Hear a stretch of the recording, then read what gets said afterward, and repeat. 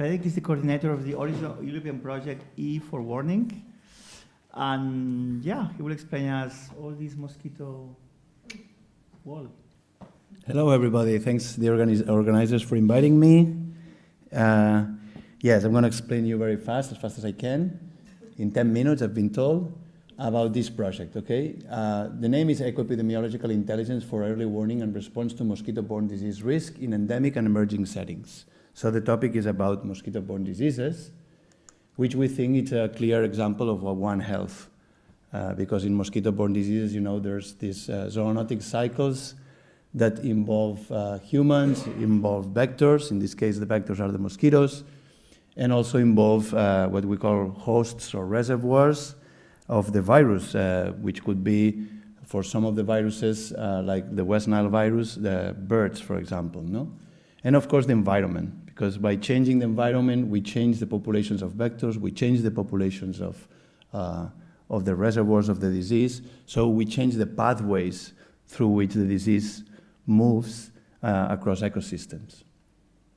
Our consortium is involving also a number of European countries and a set of different expertises, social scientists, citizen scientists, spatial modeling, Earth observation, epidemiology. So these are some of the keywords of the project and of the people and the profiles of the people in the project. So basically, what I'm putting here is main goals of the project. So one of the main goals is to use digital tools and tools that help us to generate real-time data of mosquito populations. Insects are very complicated to trace. Populations are very heterogeneous in time and space. And the traditional ways of counting and seeing how is the dynamics of mosquitoes is too slow. Another thing that we want to include is better estimates and forecasts. So we introduce here some modeling to assess the prevalence and the hotspots of risk of mosquito-borne transmission, mosquito-borne disease transmission.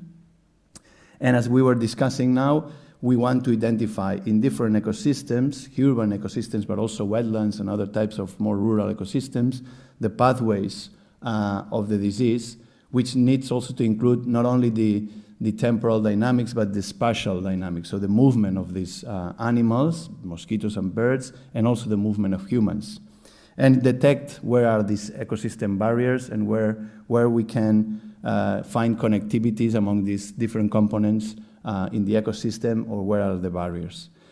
Finally, we work specifically on dengue, on the disease, on the dengue disease, and we want to generate what we call operational frameworks, operational tools to monitor dengue in endemic spots and also in Europe. So basically, we are tackling with two types of ecosystems, as I was saying, urban ecosystems.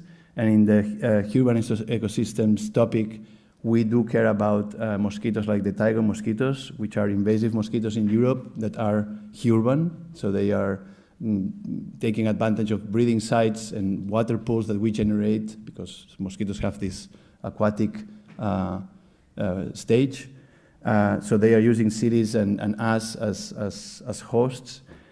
And we want to trace the dynamics of these populations of mosquitoes with citizen science tools, digital tools, citizen science methodologies, and also Internet of Things devices, like counting traps that count mosquitoes and are connected to internet, so that we can trace on real time these dynamics. The other part of the project is more related to wetlands, and we are there interested to see how things that are happening in natural environments, in this case the zoonotic cycle includes also the birds. It's not dengue, it's or Zika or chikungunya is this other type of arbovirus like West Nile, where birds are also involved, and see how these zoonotic cycles can from time to time spill over, try to understand when there's a spillover of some of diseases that are circulating in birds and mosquitoes all of a sudden come up to humans, and we want to understand how is this connection. For that, we are going to be using GPS tools, GPS devices, and we will tag birds and we will also make mark release recapture experiments with the mosquitoes. So we want to know what are the dispersal capacities of these vectors and of the reservoirs of this potential virus. We are not having areas in Europe. We do have West Nile, but in our project we are not working on areas where we do have West Nile because that makes science simpler. Given said that, we do work in areas with endemic dengue, and this is the more operational tools that we want to generate. What do we mean by operational tools? We simply mean decision support systems, heat maps of the vectors, traces of symptoms in people about the disease, and for that we are using digital tools, okay? And we want to provide these tools to stakeholders, of course. Now I'm going to focus more on a digital solution that we have been using, which is a tool that we use in the E4 Warning project, which is Mosquito Alert. This is an app that has been operating over the course of 10 years now in different research projects. With this app, after you go home, you just can go to mosquitoalert.com and download the app. It's free, and we are trying to trace these species of mosquitoes which are of concern in Europe. Okay, we also collect information about bites, so you can report bites, and also about breeding sites of mosquitoes in urban settings, for example. We are launching this tool. We started in Catalonia, then we moved to Spain. Now we are, having citizens reporting about mosquito-related information all over Europe.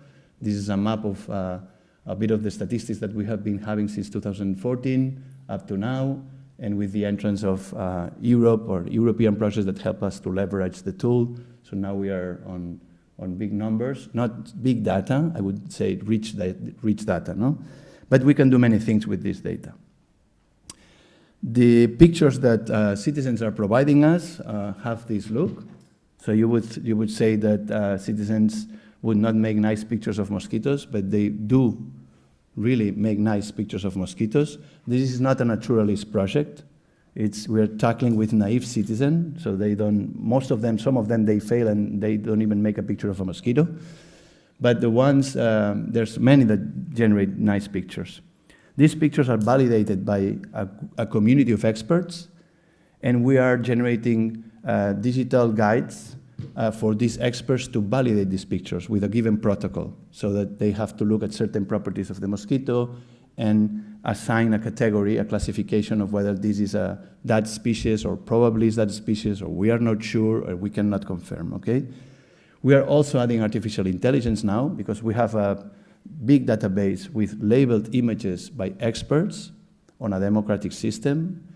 And then we can start to play with artificial intelligence and try to identify these mosquitoes with artificial intelligence. So all in all, what we are trying to generate with this tool is an early warning system for these vectors. It's not only the app. I'm always saying this sentence. It's not only an app. When you generate a digital tool with an app, there's a lot of people behind this. There's people designing it. There's people using the information of the app. There's people engaging and communicating citizens. And we have a whole flow, internal flow of how this picture should be circulating. And when we identify a mosquito in a given place, for example, this is the tiger mosquito distribution currently in Spain. And you can see in red, these municipalities here are municipalities where for the first time there's an observation of a tiger mosquito. And this is done by a citizen, and this has been doing this year, 2023. So this is a very real-time map of what's going on regarding the distribution of this vector.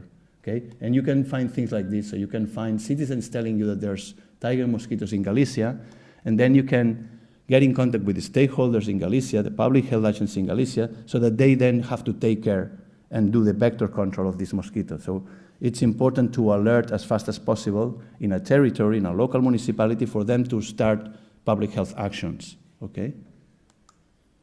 We can also make even cooler things with this data. So that was one of our first questions. Of course, we can generate an alert system. We know that the massive amount of citizens reporting, well-informed massive amount of citizens reporting mosquitoes can be very useful for us to trace their dynamics, but we can also do models. So Citizens do not make scientific sampling. Citizens just report whenever they want, whenever they can, and it's heterogeneous in time and space, and the reporting depends a lot on the communication that you generate.